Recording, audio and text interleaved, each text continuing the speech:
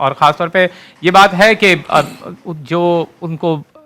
Target کرنے کا سب سے بڑا ریزن ہے وہ دین اسلامی ہے، وہ مظلومیت کی حمایت ہی ہے جس کی وجہ سے انہیں ٹارگٹ کیا گیا، اور 86 سال کی زندگی میں 46 سال کی زندگی ان کی اسی سروس میں گزری ہے۔ مفتی ابو بکر محی الدین صاحب بھی ہمارے ساتھ موجود ہیں۔ مفتی صاحب، آپ کے سامنے ایران کے رہبر اعلیٰ سپریم لیڈر کو اس طرح سے ٹارگٹ کر دیا گیا، ظاہر ہے وہ عالم اسلام کی ایک بڑی شخصیات میں سے ایک تھیں، آپ کس طرح سے دیکھ رہے ہیں کہ عالم اسلام میں اب اس کا کیا ری ایکشن آئے گا؟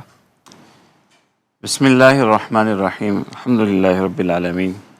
سب سے پہلے تو ماہ رمضان المبارک ہے، جی ہر مسلمان کی خواہش ہوتی ہے کہ یکسوئی کے ساتھ اس ماہ مبارک میں عبادات کی طرف متوجہ ہو اور اللہ تعالیٰ کی رحمتیں حاصل کرے، جی لیکن بدقسمتی سے یہ رمضان المبارک شروع ہی سے مختلف خصوصاً ہمارے خطے کے لیے جو ہے وہ بڑے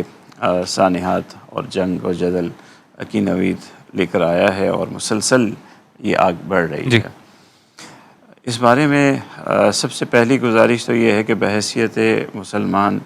اللہ تبارک و تعالیٰ اور نبی کریم صلی اللہ علیہ وسلم سے جو ہمیں رہنمائی ملتی ہے، نوجوانوں کے لیے میں عرض کروں گا کہ وہ یہ ہے کہ اللہ سے عافیت طلب کرنی چاہیے۔ جنگ و جدل، لڑائی جھگڑا، اس چیز کی تمنا نہیں کرنی چاہیے۔ اللہ تعالیٰ سے عافیت کا سوال کرنا چاہیے، عافیت ہی مانگنی چاہیے کہ اللہ تعالیٰ عافیت فرمائے، اور ایک مسلمان کو صلح جو بن کر کے رہنا چاہیے، اور مذاکرات کے لیے ہمیشہ ہمتاً امن کے راستے کو آگے بڑھانے کے لیے، امن تک بڑھنے کے لیے اس کی دروازے اور اس کی بات کھلی رہنی چاہیے۔ جنگ کبھی بھی ایک مومن کو ایسا نہیں ہونا چاہیے کہ وہ جنگوں کی تلاش میں رہے، وہ صلح کا انسان ہے، وہ امن کا متلاشی ہے۔ تو اللہ تعالیٰ کرے کہ ہمارے اس پورے خطے کے اندر جو اب یہ ایک آگ پھیل چکی ہے، اور خطے کے اکثر ممالک اس میں متاثر ہیں، اور ہر جگہ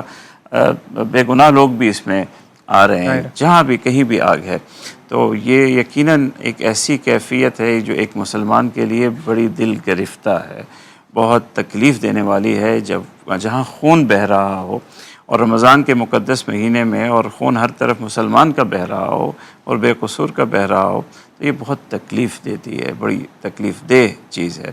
تو سب سے پہلے تو ہم سب کو اللہ کی طرف رجوع کرنا چاہیے، رمضان کا مہینہ ہے، عافیت کا سوال کرنا چاہیے کہ اللہ تعالیٰ ان حالات کو بدل دے، اور امن اور اطمینان کی طرف راہیں نکلیں، اور جہاں جہاں یہ آگ پھیل گئی ہے ان تمام جگہوں پر امن اللہ تعالیٰ ہمیں نصیب کرے۔ آمین۔ دوسری بات یہ ہے کہ یہ حالات جو آتے ہیں، ایک مومن کو یہ بھی تعلیم دی گئی ہے کہ یہ من جانب اللہ ہیں، اللہ تعالیٰ کی مرضی اور اللہ تعالیٰ کی اجازت کے بغیر کوئی حالت کسی پر نہیں آتا۔ ہمارا ایمان ہے،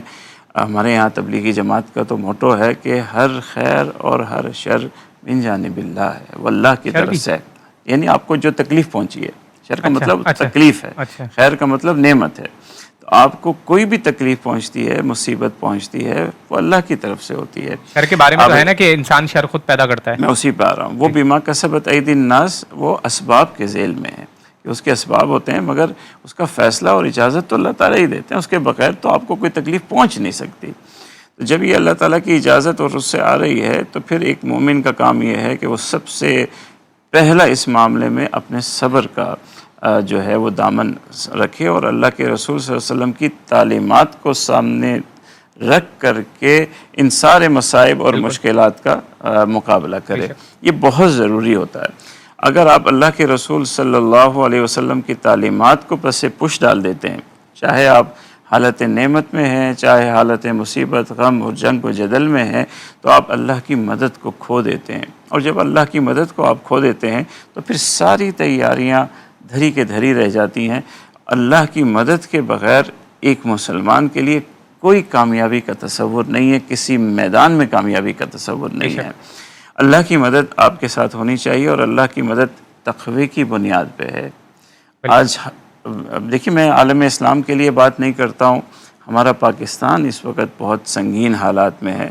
جنگ میں ہے، پریشانیوں میں ہے، گھر چکا ہے ہر طرف سے، اور ہم بھی اس حوالے سے انتہائی کمزور ہیں۔